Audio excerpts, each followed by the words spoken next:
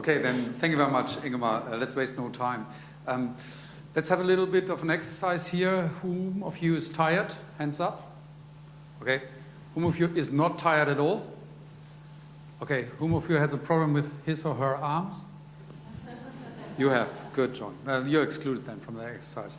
Now, whom of you have been to the Hungarian Triangle Conference 4 or 5 years ago? Okay, so those of you who know that. I had to present the award on sustainability, and I said, okay, all of you please stand up. Now, you can stay seated here. And this is a little exercise. I'll count to 3. Now, before I count to 3, you breathe in and out, in and out. And when I start counting, you stop breathing, okay? Anybody has a problem with that? No. Huh? Okay. So breathe in, out, in, out, in, 1, 2, 3, breathe in, and continue so. So in these very 3 seconds, we probably had 0 carbon emissions in this room. Yeah, so you're very carbon efficient. Now my presentation here is about the challenges that we as Post are facing regarding our environment. And I will not tell you what Global Mail Germany is. That's later for tonight. Maybe you can approach me. Unless you are called Uri Top, a former colleague of mine, or Jürgen Lohmeier, you should know that, of course. This is all about something that should concern all of us, both as citizens, corporate citizens, in our respective roles, be it in servicing, be it in post, be it in consulting or writing, and as private people, citizens of this planet. And after that session, you might not remember all of what I've tried to tell you right now. But if you remember that if we don't change, we are in dire straits. And if you remember this very question, what do you do in person, to get more carbon efficient and to prepare our children for their future? Keep that question in mind. 1979, this is how the polar cap looked like on the North Pole. 2003, see the difference? Now this is a scientific extrapolation in 2020. So it's barely there anymore. Now why is that? Because there's global warming. Why is there global warming? Many reasons, but the biggest identified reason is our CO2 emissions. And it's not the emissions themselves, it's the balance or the disbalance which we have started to create by using fuel, by flying around the world, by having utterly mobile lives, and by having the greatest production of goods and services that this planet has ever seen in its life. So what we did as Deutsche Post, since we consider ourselves as one of the biggest logistics companies in the world, and as we know, logistics are all about moving information and goods and therefore contributing to the CO2 emissions worldwide. We thought, okay, let's talk to experts and see what delivery tomorrow means for us and what the trends are. In a nutshell, there will be green logistics, so it's a market opportunity.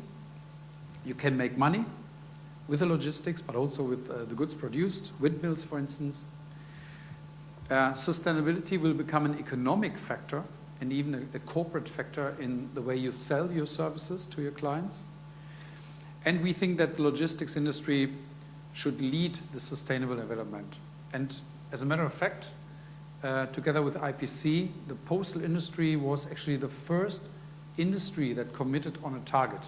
The airlines were first in kind of gathering together, but we were really the first industry which went live with a common target. And I think that makes us very special.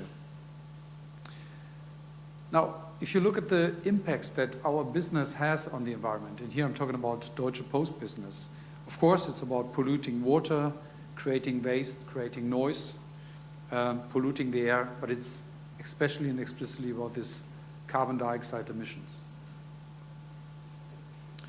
So what we did and what we decided as a company, first of all, we decided we have to do something in a probably very German way. So you sit together, you come up with a program, you define targets, and then you try to work it through. We said, okay, hey, what is our carbon footprint? And believe me, this is a very tedious exercise. I know that some of you guys have been through it already. Those who haven't, be prepared for a lot of work and a lot of thoughts and a lot of arithmetics.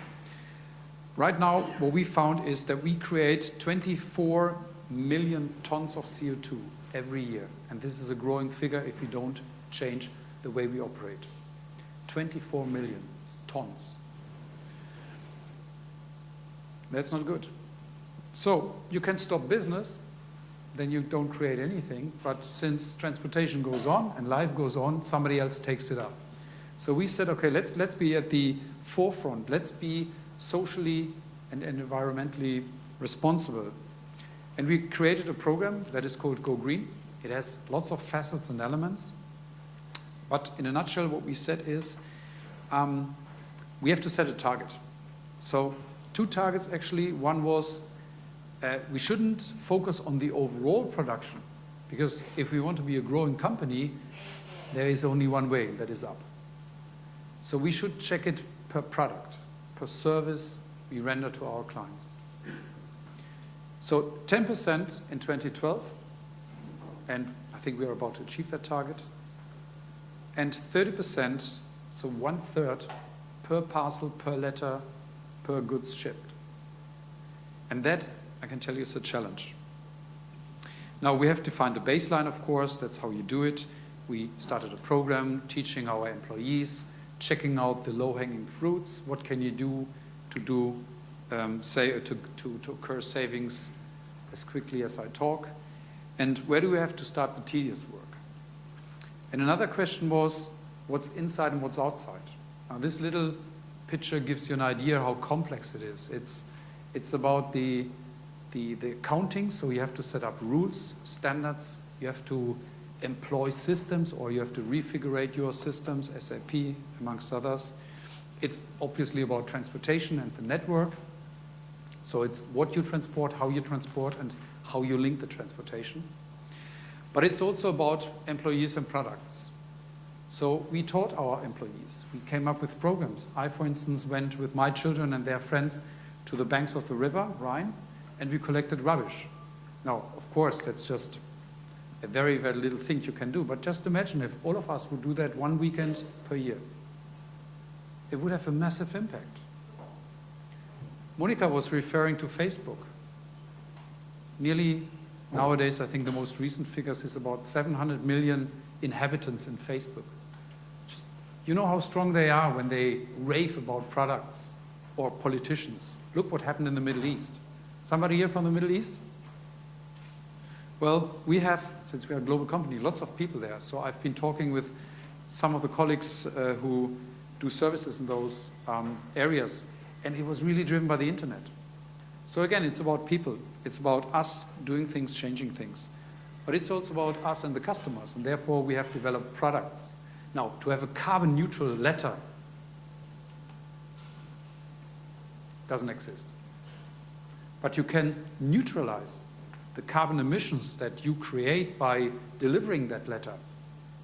So we calculated, so what is the carbon footprint of an ordinary letter delivered, let's say, throughout Germany? And then we try to do 2 things. One is to mitigate this carbon footprint, and then to offset it.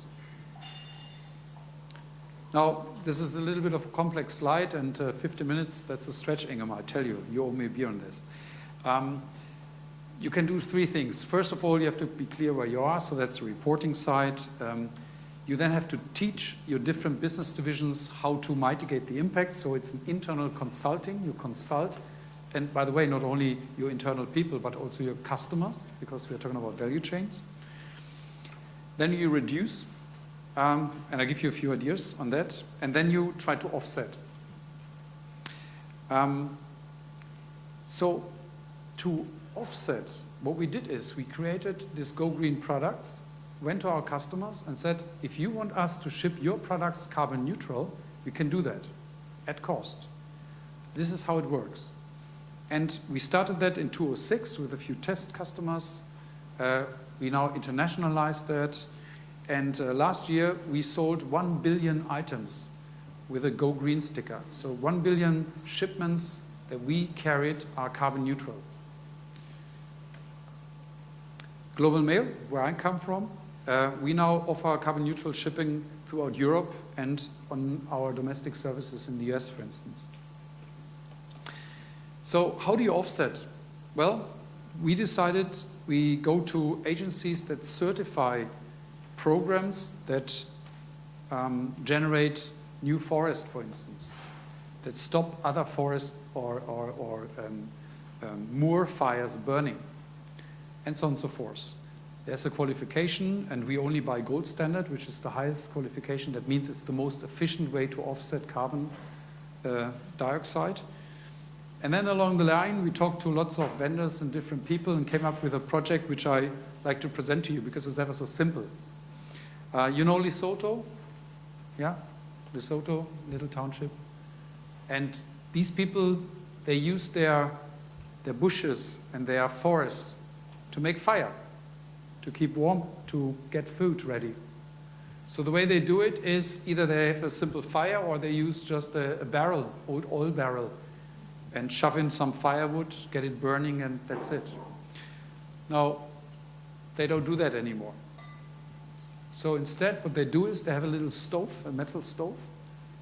We designed and bought with a vendor together 10,000 stoves, transported them, because that's our core business, to Lesotho, distributed them, and each stove saves 80% of carbon emissions, 80. So, of course, we had a certification program running, so we used that as part of our offsetting. So that's just an example that even you as a company, you can do a lot of things. You don't have just to purchase it and to calculate, you can do it, actually. I think that's a very nice example. Now, when you define the carbon emissions, you can define that in 3 scopes, 1, 2, 3. Scope 1 is the fossils that we burn, and that's mostly our cars. Secondly, the fossils that get burned in order to supply us with energy, so electricity. And number 3 is the fossils that are burned by third-party vendors. So if we, for instance, order a trucking company to pull mail from the UK to Germany, we pay them, and they use carbon, or they produce carbon dioxide. And that is the big challenge. How do you measure this? How do you get the people and the service industry around the whole idea of saving or not producing emissions? So as you can see, scope 1 and 2, that's 23% of what we do. And this is something which you can manage instantly. You can change light bulbs. You can buy carbon neutral energy. You can reduce the production times. You can do lots of things in order to save energy and therefore carbon emissions. But with the vendors, that's something else. So what we want to do, and we want to do this not just standalone as Deutsche Post DHL, we want to do that as a part of the industry, we need to set standards for this scope. And we have to work, and we do that already, with different organizations, and that's far beyond the postal horizon, in order to get the standards done. Just a very quick idea. It's about transport efficiency. To give you an example of what we did, there is a place called Heathrow Consolidation Center. Now everybody knows Heathrow. Heathrow has 240 services coming into Heathrow and going out of Heathrow to service food, goods, everything that the airport needs. Now what we did is we created a center, we consolidated all these line haul services, and we then organize it. In a nutshell, what that does is it saves about 200,000 kilometers a year, and that converts into 160 tons of carbon dioxide. It's just an idea how you can have a business model and at the same time you do something good for your environment. We started a test of 50 electric vehicles in New York City. Everybody does that right now. That's something I should come to. And that's another model, and just to give you the visual here, go back. This is how things operate today. You have a carrier, you have a shipper, you have the logistics service provider, and everybody kind of shares data, and there's a data flow between the different elements. very complex thing. Now, coming from the US, because that's where the idea was born, we want to have a European approach, and everybody here is invited who is in that industry to join that, to collect the road carrier data. With that data, we can access the footprint, we can start programs, and we can then kind of fine-tune what we want to do in order to stop this carbon emissions here. In a nutshell, it's a big database. It has been a success model in the US, so mind you, here the US is leading, and I think we should have something in Europe and in the long run worldwide. So my last slide, believe it or not, Ingemar, what can we learn as an industry? Whenever I have the chance to talk to an audience, I like to end up with a slide saying, okay, what are the learnings? What can we do? What is the way forward? Here, this is probably a postal or a logistics provider's view. We can leverage our purchasing power. Right now, if we talk to Mercedes-Benz, to VW, to Toyota, to Fiat, it's kind of a single-sided approach. Why is it that the car manufacturers industry hasn't got a postal van? I don't understand this. If all the posts around the world would pool their purchasing resources and would stipulate this is, let's say, the postal van, it'll be a huge market. It's massive. Outside you see some trials, you see bikes, you see e-bikes, e-tricycles, so things have already started, but it's still not where we can be. We can say, okay, take us as a guinea pig, because the services that we demand, if a vehicle survives what a post needs for for local delivery, it'll survive everything. We can be multipliers. I'm a multiplier now. Everybody should be a multiplier. I remember one quote which I cherish very much from Jack Potter. You know Jack Potter, the former Postmaster General from USPS? USPS started very late, but when they started, he said, we have nearly 500,000 people working for us. That means 500,000 families in the US, and they shall be ambassadors for Go Green. Well, he didn't use Go Green, he said for sustainability, of course. But in essence, that is the same idea. And last but not least, and that's very important, we have to engage our subcontractors. So whatever you can do in your respective area of business and what we and what I can do, we'll encourage them to give us better means of transportation. Predominantly the airline industry, which is very important for postal transportation, but also the trucking companies and the delivery part. So, with this rush through the program, I'd like to stop and hand back over to Ingemar. Thank you very much for your attention.